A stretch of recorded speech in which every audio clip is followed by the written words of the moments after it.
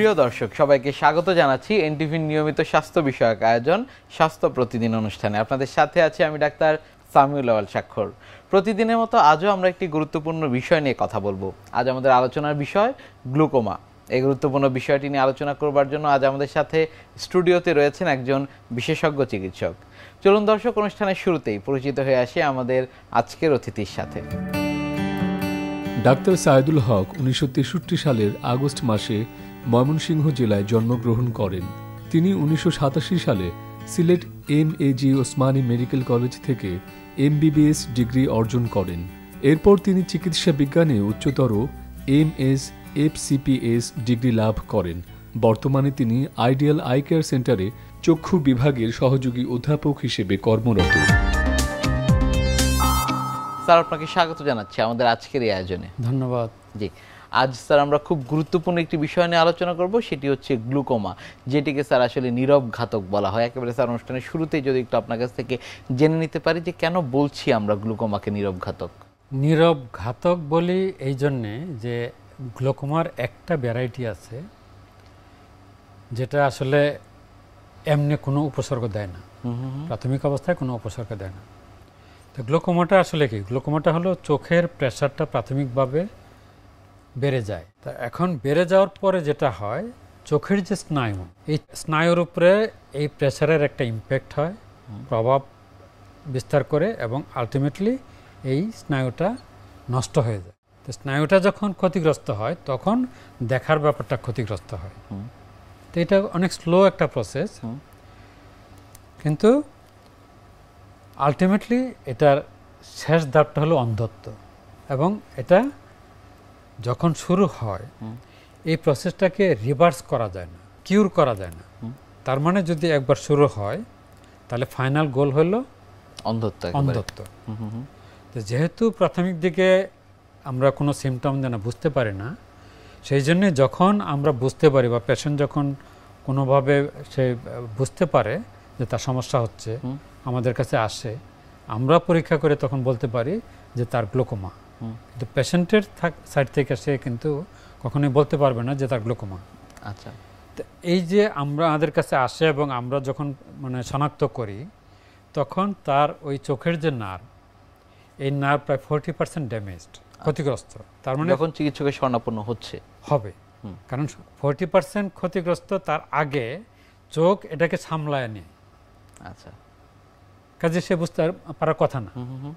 কিন্তু আমরা আগে যদি এই তার উপসর্গ আমলে না নেওয়ার আগেই যদি আমরা বলতাম যে চোখের প্রেশারটা দেখে নিই, তখন কিন্তু আমরা এটা পাইতাম যে তার স্বাভাবিকের চেয়ে প্রেশার বেশি। আমরা স্নায়ুর পরীক্ষা আছে, ওই পরীক্ষাগুলো করে কিন্তু আমরা বুঝতে পারতাম যে তার গ্লুকোমা। তখন কিন্তু 40% ড্যামেজ হয় নাই, হয়তো তার 5% ড্যামেজ হয়েছে, 10% ড্যামেজ হয়েছে। তো 10% যখন ড্যামেজ হয়েছে, তখন যদি আমরা এটা টেক আপ করতাম, নিয়ন্ত্রণে রাখতাম, তাহলে সে ব্লাইন্ডনেসের ডিউরেশন পাইতো অনেক বেশি। নিশ্চয়ই স্যার। তাহলে তার হয়তো দেখা গেল যে তার অ্যাক্টিভ লাইফ পার হয়ে গেছে, তার দেখার মধ্যেই সে ছিল। এই জন্য আমরা বলি যে ঘাতক এটা নীরব, কিন্তু এটা হলো একটা ভ্যারাইটি। গ্লুকোমার স্যার কি কি ভ্যারাইটি রয়েছে? যে আমরা যেটা বললাম, এটা হলো ওপেন অ্যাঙ্গেল বলি আমরা নীরব ঘাতক এইভাবেই বলি। এটা হলো যে খুব স্লো প্রসেসে প্রেশারটা বাড়ে। তো স্লো প্রসেসে যখন বাড়ে তখন কিন্তু ওই যে একটু একটু উপসর্গ আসার যেটা ছিল, সেটা কিন্তু সে চোখ নিজের থেকেই আবার অ্যাডজাস্ট হয়ে যায়, যে জন্য কোনো উপসর্গ দেয় না।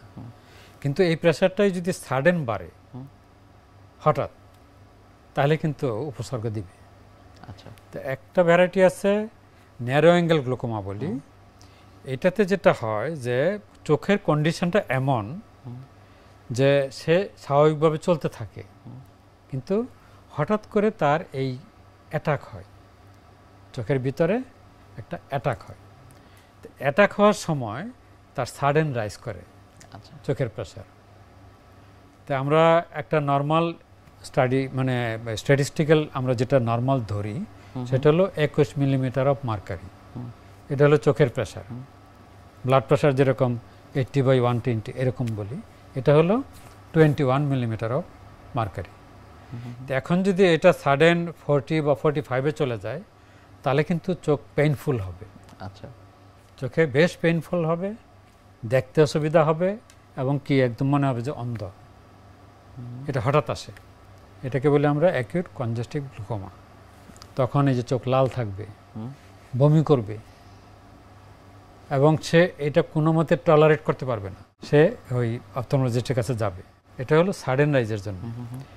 এই যে যেটা বললাম অ্যাকিউট কনজেস্টিভ ন্যারো অ্যাঙ্গেলে হয়, এটা কিন্তু সাধারণত এই যে প্রি কন্ডিশন থাকে, যে কন্ডিশন থাকলে পরে তার অ্যাকিউট অ্যাটাক হইতে পারে।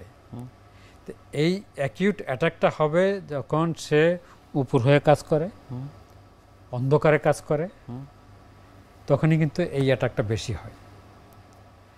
এখন যদি কেউ দেখে যে হঠাৎ তার চোখ এরকম লাল, ব্যথা সহ্য করতে পারে না, বমি হচ্ছে এবং কিছুই দেখে না, আর ওই যে ওই প্রিকন্ডিশনগুলা তার আছে, যে অন্ধকারে সে কাজ করতেছিল অথবা উপরে শুয়েছিল, এইটা যদি হয় তাহলে এটা অ্যাকিউট কনজেস্টিভ গ্লুকোমা। এটা অসম্ভব পেইনফুল, এটা পেশেন্ট বেয়ার করতে পারবে না। এটা হলো মানে এই দুইটা কিন্তু ন্যাচারাল প্রসেস। নিশ্চয়ই স্যার। একটা হলো যে সাইলেন্ট কিলার, এটাও ন্যাচারাল প্রসেস, আর হলো অ্যাকিউট কনজেস্টিভ যেটা, এটাও কিন্তু ন্যাচারাল প্রসেস। এর বাইরেও কিন্তু চোখের প্রেশার বাড়ার জন্যে অনেক ভিতরে একটা আঘাত পেয়েছে, আঘাত পায় ভিতরে, ওই যে আমরা বলছি হ্যামারেজ হয়। যদি হ্যামারেজটা আমরা যদি এটাকে মানে ইয়ে করতে না পারি, সামাল দিতে না পারি, তাহলে কিন্তু চোখের প্রেশার বাড়বে। অনেক সময় দেখা যায় ইনফ্লামেশন হয় চোখে। আবার অনেকে যে স্টেরয়েড খায়, যদি লং টাইম স্টেরয়েড ইউজ করে, সেই ক্ষেত্রে কিন্তু চোখের প্রেশার বাড়ে। তো স্টেরয়েডের জন্য যে চোখের প্রেশার বাড়ে, এটার নেচার কিন্তু অনেকটা ওই যে সাইলেন্ট কিলারের মতো। তো এরকম অনেকগুলো বিষয় আছে গ্লুকোমার জন্য। নিশ্চয়ই স্যার। গ্লুকোমার অনেকগুলো ভ্যারাইটির কথা আপনি বলছিলেন, সেক্ষেত্রে কি কারণে হচ্ছে এই গ্লুকোমা? গ্লুকোমা ওই যে আমরা বললাম যে এটা জেনেটিক্যাল ফ্যাক্টর কাজ করে। ন্যাচারাল প্রসেস যে দুটো বললাম, যে একটা হলো সাইলেন্ট আর একটা হলো সরব, কিন্তু আগের থেকেই কিন্তু প্রিডিসপোজড ছিল। সেক্ষেত্রে স্যার পারিবারিক ইতিহাস যদি থাকে, পরবর্তী প্রজন্ম যারা রয়েছে তাদের ক্ষেত্রে কি গ্লুকোমা হতেই পারে? আমরা বলি যে সাইলেন্ট কিলার যেটা, এটা মোস্ট অফ দি টাইম ওই ট্রেন্ড ফলো করে আসে। আচ্ছা। কিন্তু যেহেতু আগের জেনারেশনে এত অ্যাডভান্স ছিল না, ডিটেকশন হয় নাই, কিন্তু অন্ধ মারার আগে অন্ধ হয়ে গেছিল, এরকম কেস তো ছিল। কিন্তু কিসের জন্য অন্ধ হয়েছে আমরা জানি না, আগে ডায়াগনোসিসগুলো হয়নি তখন। হয়নি। তো সেই জন্যে যদি ওইরকম অন্ধত্বের হিস্ট্রি থাকে ফ্যামিলিতে, তো আমরা ধরে নিই যে এটা গ্লুকোমার জন্য হওয়ার সম্ভাবনা আছে। ওই ফ্যামিলির যারা আছে তাদের উচিত যে এটা একবার স্ক্রিন করে নেওয়া, যে তার গ্লুকোমা আছে কি নাই। আর যেটা হলো যে তার মানে কাজিনদের মধ্যে আছে, তারও একই সমস্যা, কারণ এই সাইলেন্ট কিলার যে গ্লুকোমাটা, এটা আসলে জেনেটিক্যাল ফ্যাক্টরেই বেশি নামে। নিশ্চয়ই স্যার। আর ওই যে অ্যাকিউট কনজেস্টিভ যেটা, এটাও প্রিডিসপোজড ফ্যাক্টর থাকে তার, এটাও জেনেটিক্যাল ইনহেরিটেন্স আছে। সুতরাং আমরা গ্লুকোমার ব্যাপারটা যখনই আসবে আমরা এটাকে গুরুত্ব দিব। নিশ্চয়ই স্যার। দুটি বিষয় আপনার থেকে স্যার একসাথে একটু জানবো, সেটি হচ্ছে পরীক্ষা নিরীক্ষার বিষয়। যখন আসলে কিছু লক্ষণ উপসর্গ নিয়ে আপনাদের শরণাপন্ন হচ্ছেন চিকিৎসকের কাছে, তখন আসলে কি কি পরীক্ষা নিরীক্ষা, আরেকটি বিষয় স্যার স্ক্রিনিংয়ের বিষয়, যাদের আসলে বলছিলেন যে পারিবারিক ইতিহাস রয়েছে, কবে থেকে আসলে তাদের পরীক্ষা নিরীক্ষা বা স্ক্রিনিংয়ের মধ্যে দিয়ে যাবেন, এই দুটি বিষয় একটু আপনার কাছ থেকে জানতে চাই। তো স্ক্রিনিংয়ের ব্যাপারটা আগে বলি। ওই সাইলেন্ট কিলার যেটা, এটা হলো যে সাধারণত 40-এর পরে এটা আসবে, এটা আমরা ধরে নিতে পারি। তাহলে ওই 40-এর মধ্যে কিন্তু আবার ওই যে ইয়েটাও আসে, চালসে যেটা, তার মানে তার একটা চশমা লাগে, তখন সে কিন্তু তখন চশমার জন্য একজন চক্ষু বিশেষজ্ঞের কাছে যায়। তখন যদি চোখের প্রেশারটা আমরা দেখে নিই, আর যদি আমরা মনে করি যে সাসপেক্টেড, তাহলে আমরা স্নায়ুর টেস্টটা করে নিলাম, ওটাকে বলে ফিল্ড অ্যানালাইসিস। তো চোখের প্রেশারের সাথে ফিল্ড অ্যানালাইসিস, এই দুইটা একসাথে করলেই কিন্তু আমরা টের পাই যে তার আছে কি নাই। যদি থাকে চিকিৎসা, আর যদি না থাকে তাহলে আমরা অ্যালার্ট করে দিলাম যে আপনি কিন্তু 1 বছর বা 2 বছর পরে পরে এই টেস্টগুলো করতে থাকেন। এটা হলো একটা। অর্থাৎ তিনি কি অবস্থায় এখন আছেন সেটি আপনারা দেখে ফেলছেন, দেখে বলব। আরেকটা হলো যদি তার ফ্যামিলি হিস্ট্রি থাকে, তাহলে এটা তার জন্য ম্যান্ডেটরি, যেটা করে নেবে টেস্টটা, স্ক্রিনিং। সেটিও 40 বছর বয়সে থেকে না আগের থেকেই করবে? না, সাধারণত যে এটা একটা বেসলাইন 40, তার আশেপাশে গেলে করলে হবে। আচ্ছা। আরেকটা হলো যে ওই যে আমরা যেটা অ্যাকিউট কনজেস্টিভ যেটা বললাম, এটা প্রি ডিসপোজিং ফ্যাক্টর থাকে। এটা কিন্তু আমরা চোখে দেখলেই বুঝতে পারি। আমরা বলি অ্যাঙ্গেলটা ন্যারো, মানে কর্নিয়ার সাথে আইরিসের যে স্পেসটা কম থাকে। আমরা তো স্লিট ল্যাম্পে দেখলেই বুঝতে পারি যে তার এই স্পেসটা কম, অ্যাঙ্গেলটা ন্যারো। আচ্ছা। তো ন্যারো অ্যাঙ্গেলের যে কোনো পেশেন্ট, এটা হলো প্রিডিসপোজ, যে কোনো সময় অ্যাটাক হইতে পারে। তার যদি ওই স্পেসটাকে আমরা একটা বাইপাস, একটা লেজার দিয়ে যদি একটা পয়েন্ট করে দিই, তাহলে কিন্তু সেফ। আপনার কাছ থেকে আমরা শুনছিলাম যে আপনি বলছিলেন যে গ্লুকোমার ক্ষেত্রে পরীক্ষা নিরীক্ষার গুরুত্ব অবশ্যই রয়েছে, এবং সেটি কোন কোন ক্ষেত্রে আমরা আপনার কাছ থেকে শুনছিলাম। এ পর্যায়ে একটু আপনার কাছ থেকে আমরা জেনে নিতে চাই, সেটি হচ্ছে চিকিৎসা ব্যবস্থা গ্লুকোমার ক্ষেত্রে কি কি রয়েছে? গ্লুকোমার ব্যাপারে এটা একটা সুখবর যে চিকিৎসা যেটুকু, এটুকু কিন্তু এখন আমাদের হাতে আছে এবং খুব সিম্পল। শুধু একটা ড্রপ দিয়ে আমরা শুরু করি। একটা ড্রপ কোনোটা আছে একবেলা দিলে হয়, অথবা 2 বেলা দিলে হয়, 3 বেলা দিলে হয়। শুধু একটা ড্রপ একটু কস্টলি হয় যে তার এটা হোল লাইফ। আচ্ছা। আর ওই 1 বছর বা 6 মাস পরে পরে বা 2 বছর পরে পরে ওই যে তার বেসলাইন, তার ইয়েগুলো স্নায়ুর টেস্টটা, ফিল্ড অ্যানালাইসিস, এটা তাকে করতে হবে। আর ওই চোখের প্রেশারটা এটা একটা সার্টেন ইয়ের মধ্যে সীমিত রাখতে হবে। এখন একটা ড্রপে ব্লাড প্রেশারের মতো একটা ট্যাবলেট দিয়ে শুরু করে, যদি না হয় তখন আরেকটা ট্যাবলেট দেয়, আরেকটা ট্যাবলেট দেয়। তো এরকম 1টা 2টা 3টা ড্রপ পর্যন্ত আমরা যাই। এরপরেও যদি কন্ট্রোল না হয়, তখন আবার একটা ওই চোখের একটা ফিল্ট্রেশন অপারেশন আছে, বাইপাস অপারেশন বলি আমরা, এটা হলো ট্রেবিকুলেক্টমি বলি, সেটা আছে।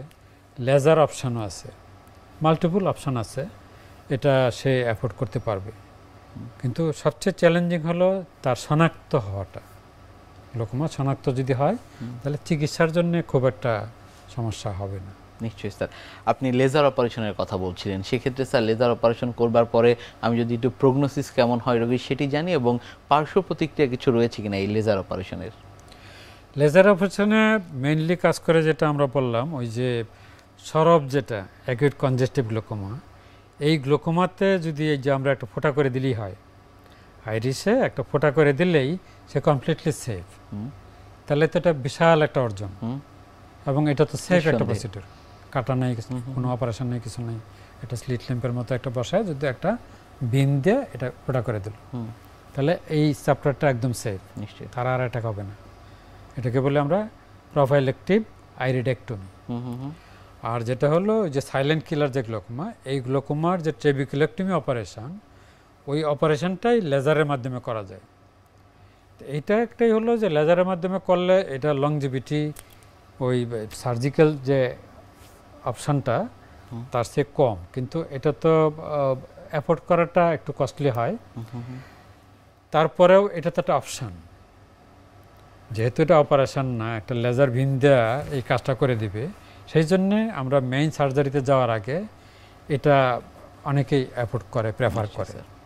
তো সেই জন্যে মেডিকেশান, লেজার, দেন সার্জারি, এরকম একটা সার্জারির পরেও যদি আবার দেখা যায় যে তার কন্ট্রোলে নাই, তখন আবারও ওই ড্রাগ, অর্থাৎ আপনার একটি প্রোটোকল ফলো করে এগিয়ে একটা প্রোটোকলের মাধ্যমে চলতে থাকবে। নিশ্চয়ই স্যার, গ্লুকোমার এই বিষয়গুলো নিয়ে আমরা আরও কথা বলবো, তবে তার আগে আমাদের এই অনুষ্ঠানে একটি নিয়মিত সেগমেন্ট হচ্ছে বিভিন্ন খাদ্যের পুষ্টি গুণাগুণ সম্পর্কে আমাদের দর্শকদের জানিয়ে দেয়া। প্রিয় দর্শক, দেখছেন স্বাস্থ্য প্রতিদিন। কথা হচ্ছিল খুব গুরুত্বপূর্ণ একটি বিষয় গ্লুকোমা নিয়ে। অনুষ্ঠানের পর্যায়ে দেখে নেব বিভিন্ন খাদ্যের পুষ্টি গুণাগুণ সম্পর্কে আমাদের পুষ্টিবিদের কাছ থেকে। চোখ ভালো রাখতে গেলে আপনি কোন ধরনের খাবার খাবেন? আমাদের ছোট্ট যে শিশুটা বেড়ে উঠছে, তারও কিন্তু যাতে দৃষ্টিশক্তি ভালো থাকে, সেজন্যও কিন্তু আমাদের পর্যাপ্ত পরিমাণে পুষ্টিকর খাবার দরকার তার জন্য। তো আমাদের দৃষ্টিশক্তি যাতে ভালো থাকে, সেজন্য আমরা ভিটামিন এ যুক্ত খাবার কিন্তু একটা শিশুর খাবার তালিকায় অবশ্যই রাখতে হবে, এবং আমাদের বড়দের খাবার তালিকায় কিন্তু অবশ্যই রাখা উচিত। এখন ভিটামিন এ যুক্ত খাবার আসলে কোনগুলো? মিষ্টি কুমড়া, সবুজ শাক সবজি, গাজর, এগুলোতে কিন্তু প্রচুর পরিমাণে আপনার ভিটামিন এ পাওয়া যায়। ভিটামিন এ যুক্ত এই খাবারগুলো কিন্তু একটু প্রতিনিয়তই আপনার খাবার তালিকায় রাখতে পারেন। যেমন আমরা বলি বাচ্চাদেরকে আপনি যদি মিষ্টি কুমড়া দিতে পারেন, মিষ্টি কুমড়াতে প্রচুর পরিমাণে ভিটামিন এ থাকে। ভিটামিন এ যুক্ত খাবার আপনি যত খাবেন আপনার শিশুর চোখের জন্য কিন্তু সেটা অনেক উপকারী হবে। আমরা বড়রাও কিন্তু সপ্তাহে 1 দিন বা 2 দিন কিন্তু মিষ্টি কুমড়া রাখতে পারি। যাদের একটু হজমের সমস্যা থাকে তারা দুপুরের দিকে খাবেন, রাতের দিকে মিষ্টি কুমড়া খাওয়াটা অ্যাভয়েড করলেই হবে। মিষ্টি কুমড়ায় প্রচুর পরিমাণে ভিটামিন এ পাওয়া যায়। এরপরে আপনার গাজর, টমেটো এগুলোতেও কিন্তু প্রচুর ভিটামিন এ থাকে। সবুজ যে শাক রয়েছে, সবুজ শাকসবজি এবং হলুদ ফলমূল আপনি খুব সহজে চিনে নেবেন যেগুলোর রং হলো হলুদ কমলা, সেগুলোতে কিন্তু প্রচুর পরিমাণে অ্যান্টিঅক্সিডেন্ট থাকে এবং ভিটামিন এ থাকে। যেমন গাজর, টমেটো এগুলোর রং দেখেই কিন্তু আপনি বুঝতে পারবেন। লাল শাক এটার রং দেখেও আপনি বুঝতে পারবেন যেগুলোতে প্রচুর পরিমাণে ভিটামিন এ রয়েছে। পাশাপাশি সবুজ যে শাক রয়েছে সেগুলোতেও কিন্তু ভিটামিন এ পাওয়া যায়। নিয়মিত কিন্তু আপনি শাক এবং সবজি খাবার তালিকায় রাখতে পারেন। আমরা দেখা যায় শাক সবজি যেভাবে রান্না করি তাতে কিন্তু পুষ্টিগুণটা একটু কমতে থাকে। আমরা বলি যে আপনি 20 মিনিট, ম্যাক্সিমাম 20 মিনিটের মধ্যে শাকসবজিটা রান্না করে ফেলবেন। একটু বড় বড় টুকরো করে কাটবেন যাতে হলো পুষ্টিগুণটা বজায় থাকে। কারণ আপনার ভিটামিন এটা যদি আপনি হলো ছোট ছোট টুকরো করে কাটেন তাহলে কিন্তু আপনার নিউট্রিয়েন্টটা কমতে থাকবে। সবজি বা শাক থেকে কিন্তু নিউট্রিয়েন্টটা যত কমে যাবে তত কিন্তু আপনি সেটা থেকে বঞ্চিত হবেন। এই জন্য একটু বড় টুকরো করে কাটবেন। শাক কাটার ক্ষেত্রে একেবারে কুচি কুচি করে না কেটে আগে হলো আপনি ধুয়ে নিয়ে তারপরে একটু বড় টুকরো করে কাটবেন। তাহলে কিন্তু আপনি পর্যাপ্ত পরিমাণে ভিটামিন এ এবং আয়রন, আয়োডিন এগুলো কিন্তু পেয়ে যাবেন। এরপরে আপনার হলো আমরা বলি যে ক্যালসিয়াম যে খাবার যেগুলো রয়েছে সেগুলো একটু খাবার তালিকায় রাখার জন্য শিশুদের খাবারে দুধ রাখতে পারেন। একটা বাড়ন্ত শিশু তার খাবারে 450 থেকে 500 ml পর্যন্ত মিল্ক রাখতে পারেন। আমাদের বড়দের খাবারেও কিন্তু আপনার 1 গ্লাস করে দুধ প্রতিদিন রাখা উচিত। বাদাম খেতে পারেন প্রতিদিন, কিন্তু আপনি চেষ্টা করবেন 1 মুঠ করে বাদাম খাওয়ার জন্য। শিশুরা যদি দেখা যায় যে বাদাম খেতে চাচ্ছে ওদেরকে নিজের হাতে খেতে দিতে পারেন, অথবা বাদাম পাউডার করে রাখতে পারেন। বিশেষ করে কাজু বাদাম, পেস্তা বাদাম, আখরোট এগুলোতে কিন্তু প্রচুর পরিমাণে ভিটামিনস এবং মিনারেলস রয়েছে যেগুলো আমাদের চোখের জন্য খুব উপকারী। যদি গ্যাসের সমস্যা হয় সেক্ষেত্রে আপনি রাতে বাদামটা ভিজিয়ে রেখে সকালে খেতে পারেন বা অথবা মধ্য সকালেও নিতে পারেন। বাদাম যদি আপনি ভিজিয়ে রেখে খান এটাতে যেমন আপনি পুষ্টিগুণ বেশি পাবেন, তার পাশাপাশি কিন্তু দেখা যায় যে এটা থেকে যে গ্যাসের সমস্যা হয়, অনেকের বাদাম খেলে যেমন পেট ফাঁপা বা গ্যাসের সমস্যা হচ্ছে সেটা কিন্তু হবে না। চোখ ভালো রাখার জন্য আমাদেরকে অবশ্যই আমাদের যে নিয়মগুলো ফলো করার সেগুলো ফলো করতে হবে এবং লং টাইম স্ক্রিনের সামনে আমাদের বসে থাকা যাবে না। একটু গ্যাপ দিয়ে তারপর আমাদের অবশ্যই স্ক্রিন বা ডিভাইস যেটা সেটা ইউজ করতে হবে। এবং খাবার তালিকা যদি আমরা মেনটেন করে চলতে পারি তাহলে কিন্তু শিশুদের এবং আমাদের দৃষ্টিশক্তি ভালো রাখতে আমরা খুব সহজে আমাদের দৃষ্টিশক্তি ভালো রাখতে পারবো। খাবার তালিকায় পর্যাপ্ত পুষ্টিকর খাবার, বিশেষ করে ভিটামিন এ এবং অ্যান্টিঅক্সিডেন্ট যুক্ত যে খাবারগুলো রয়েছে সেগুলো অবশ্যই রাখুন এবং আপনার চোখের যত্ন নিন। তাহলে কিন্তু আপনি খুব সহজেই আপনার দৃষ্টিশক্তি ভালো রাখতে পারবেন। স্যার, চোখের গ্লুকোমা প্রতিরোধে কি কি করণীয়? প্রতিরোধে আমরা প্রথমেই যেটা বলি সেটা হলো স্ক্রিনিং। একটা হলো সাইলেন্ট কিলার যে ভ্যারাইটি, তার স্ক্রিনিং যদি শনাক্ত হয় তাহলে তাকে চিকিৎসা প্রোটোকলে নিয়ে আসতে হবে। আর যদি সরব ভ্যারাইটি যেটা আমরা বলতেছি যে অ্যাকিউট কনজেস্টিভ যে ভ্যারাইটিটা, ন্যারো অ্যাঙ্গেল গ্লুকোমা, এটা যদি হয় তাহলে একটা লেজার দিয়ে একটা ফোঁটা করে দিলে হবে, অথবা ম্যানুয়ালিও একটা অপারেশনের মাধ্যমে একটা আইরিডেক্টমি করে দিলে এটা কমপ্লিটলি সেফ। তাহলে এটা নিয়ে আর হোল লাইফ আর আমাদের চিন্তা করার দরকার নেই। তাহলে এই দুইটা কাজ খুবই জরুরি। নিশ্চয়ই স্যার। আর তার মধ্যে আমাদের কাছে আসলে আমরা তো দেখে দিব, কিন্তু যাদের ফ্যামিলিতে হিস্ট্রি আছে, যদি গ্লোকোমা ডায়াগনোসিস নাও থাকে, যদি তাদের জানা থাকে যে তাদের পূর্বপুরুষ কেউ অন্ধ ছিল, তাহলে এটা গ্লোকোমা ধরে নিয়েই তাদের উচিত যে স্ক্রিনিংটা করে নেওয়া। নিশ্চয়ই স্যার, অর্থাৎ গ্লুকোমার ক্ষেত্রে আর্লি ডিটেকশনটা খুব গুরুত্বপূর্ণ। নিশ্চয়ই। অনেক ধন্যবাদ স্যার আপনাকে আমাদের আজকের এই অনুষ্ঠানে আসবার জন্য। ধন্যবাদ দর্শক। প্রিয় দর্শক, এতক্ষণ দেখছিলেন স্বাস্থ্য প্রতিদিন। কথা হচ্ছিল খুব গুরুত্বপূর্ণ একটি বিষয়, গ্লুকোমা নিয়ে। আশা করি আমাদের এই গুরুত্বপূর্ণ তথ্যগুলো আপনাদের অনেক বেশি উপকারে আসবে। অনুষ্ঠানের এ পর্যায়ে দেখে নেব কি থাকছে আগামী পর্বে স্বাস্থ্য প্রতিদিন অনুষ্ঠানে।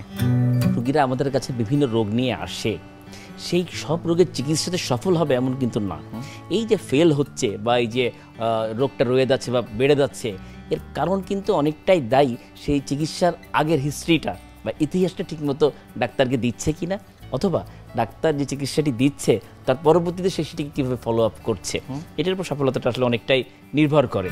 বিশ্বের যে কোনো প্রান্ত থেকে যে কোনো সময় আপনাদের পছন্দের অনুষ্ঠান স্বাস্থ্য প্রতিদিন দেখতে ভিজিট করুন আমাদের পূর্ণাঙ্গ ওয়েব পোর্টাল www.ntvbd.com এ। এছাড়া এনটিভি সব জনপ্রিয় অনুষ্ঠান ও খবরের আপডেট পেতে ভিজিট করুন আমাদের ইউটিউব চ্যানেল ও ভেরিফাইড ফেসবুক পেজে। আজ এখানেই শেষ করছি, আগামীতে আবারও দেখা হবে। সে পর্যন্ত আপনারা সবাই ভালো থাকুন, সুস্থ থাকুন, এনটিভির সাথেই থাকুন। আল্লাহ হাফেজ।